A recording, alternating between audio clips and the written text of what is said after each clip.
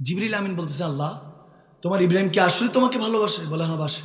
বলে আমি একটু কি পরীক্ষা করে দেখতে পারি ইব্রাহিম আলাইসাল্লামকে? বলে ইজাজত আছে, যাও। কাবা শরীফের সামনে নামলেন। নামার পর ইব্রাহিম খলিলুল্লাহ উনি ইব্রাহিম আলাইসাল্লাম ভিতরে ছিলেন ঘরের। জিবরিল আমিন কাবা শরীফের কাছে এসে ডাক দিলেন, আল্লাহু আকবার, সুবহানাল্লাহ। দৌড়ায় আসলেন ইব্রাহিম আলাইসাল্লাম। কে আমার মাহবুবের ডাক, কে আমার প্রভুর নাম নিল, সুবহানাল্লাহ।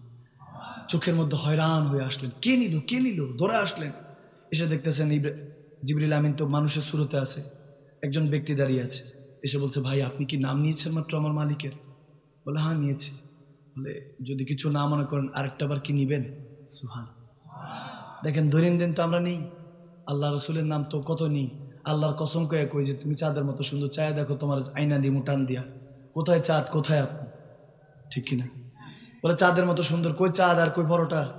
তারপরে বান্দা খুশি হয়ে যায়। এখন এগুলো খুশি হয় কেন? যে উপমা দিলে খুশি হয়, যে বলেছে সেও মিথ্যুক, যে শুই না খুশি হয়ে মুচকি হাসি দিচ্ছে ওটাও মিথ্যুক, ঠিক কিনা?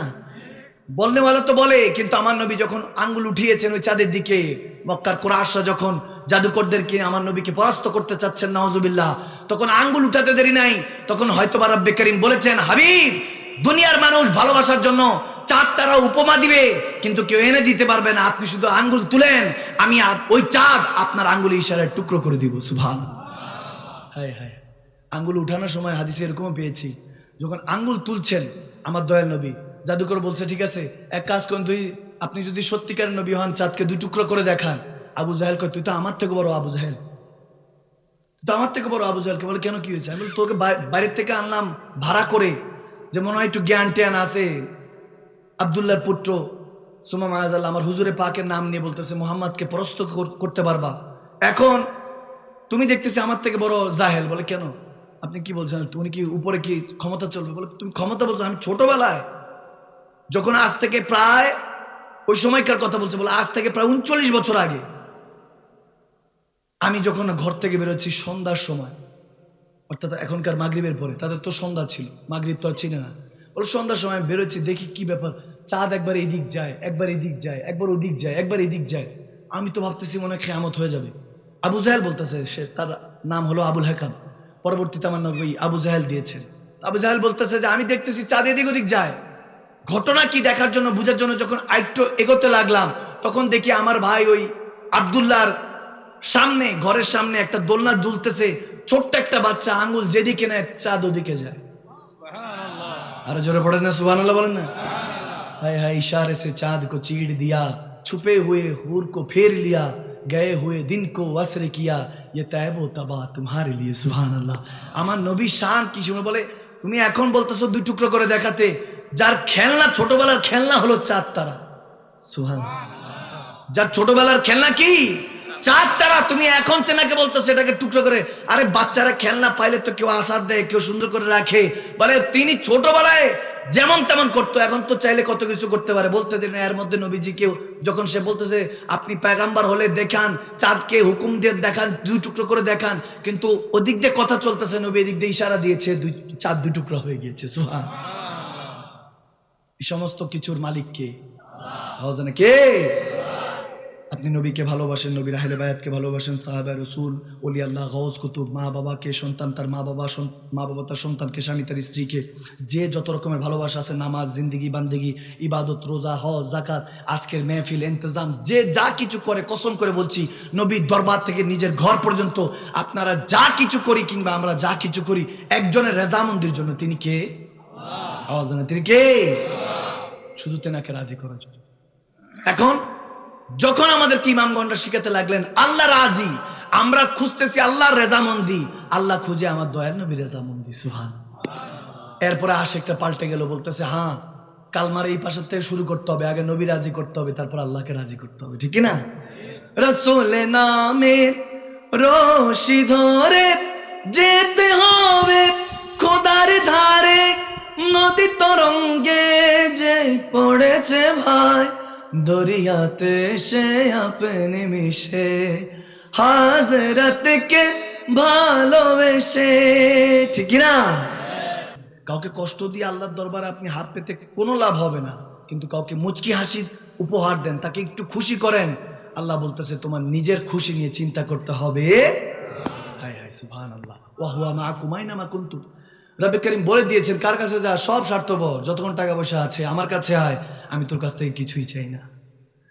বিনিময়ে আমার নবীর ভালোবাসা চাই, আমার ইবাদতের পায়বান্দি চাই।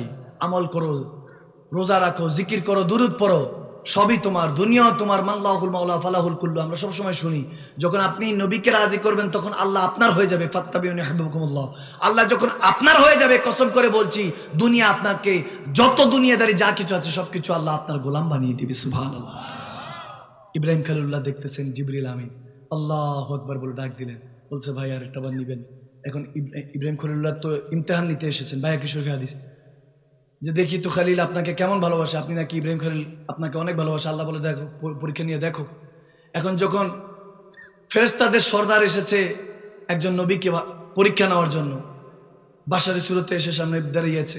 এখন তিনিও তো আশেক মানুষ, বলে একটু নাম নেন না। আমরা তো ডেইলি নাম নেই, আমাদের মনের মধ্যে ওই তাসির নেই। কিন্তু যারা সত্যবাদী, যারা ওই যে বললাম ওয়াকুনু মাস সাদিকিন, যখন সৎসঙ্গটা চলে আসে অন্তরের মধ্যে, যখন ইত্তাকিল্লাহ ফাত্তাকুল্লাহ মাস্তাতাতুম, রু দিয়ে জিসম দিয়ে বান্দা আল্লাহকে ভয় করা শুরু করে, তখন তার অন্তরের মধ্যে আল্লাহর ভালোবাসা বিরাজমান করে। সুবহানাল্লাহ।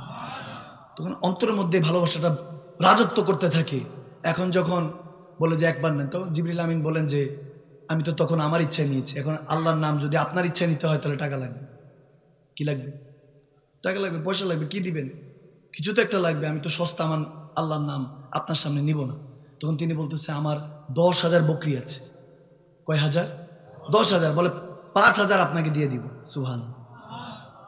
তখনকার দিনে 5,000 বকরি আপনাকে দিয়ে দিব, আপনি নিয়ে যাবেন, একবার আল্লাহর নাম নেন। সুবহানাল্লাহ। কয়বার? আওয়াজ দেন, কয়বার? নবী রাসূলদের কথা বলছি, সাধারণ বান্দাদের নয়। বান্দা আমরা তো প্রত্যেক দিন নেই, এরকম হিসাব কি কখনো লাগানো হয়েছে? কখনো লাগানো। বরং 1 লাখ টাকা দিলে মন্ত্রী সাহেব, চৌধুরী সাহেব, খান সাহেব, পাটোয়ারি সাহেব, হায় হায় জমিনে পা পড়ে না। মসজিদের মধ্যে এসিটা উনি লাগিয়েছেন, ফ্যানটা উনি লাগিয়েছেন, টাইলসটা উনি দিয়েছেন। অথচ আবু বকর সিদ্দিক রাদিয়াল্লাহু তাআলা মসজিদে নববী 80 থেকে 90% যার অনুদানে বানানো হয়েছে, আজ যেখানে রাহমাতুল্লিল আলামিন নবী ঘুমিয়ে আছে। সুবহানাল্লাহ বলেন, সুবহানাল্লাহ বলেন না। 90% জানার পয়সা আবু বকর সিদ্দিক রাদিয়াল্লাহু তাআলা, সিদ্দিক আকবর, তিনি প্রত্যেক জুমার দিন ঠিক ফজর থেকে শুরু করতেন, জুমার আগ পর্যন্ত পুরো মসজিদ নববী নিট এন্ড ক্লিন করতেন। অর্থাৎ সভাপতিকে কি কখনো দেখেছেন এরকম কাজ করতে? আওয়াজ দেন, কাজ করতে দেখেছেন? কখনোই না, কখনোই না। অথচ সিদ্দিক আকবর আবু বকর সিদ্দিক রাদিয়াল্লাহু তাআলা, আমার নবী সাচ্চা আশেক, সাচ্চা সাহাবা, প্রত্যেক দিন ওই যে পরিষ্কার করতেন, কিন্তু জুমার দিন পুরো ক্লিন টিন করে ওই খাটিয়া যায়, যেটার মধ্যে 4 জন ড্রাইভার, 1 জন প্যাসেঞ্জার, ওই খাটিয়া যেটা ধরেও দেখেন না, মুছেও দেখেন না, শেষ সাওয়ারি বান্দার। আওয়াজ দেয় না, ঠিক কিনা? সেই শেষ সাওয়ারি, ওটা মুছতেন।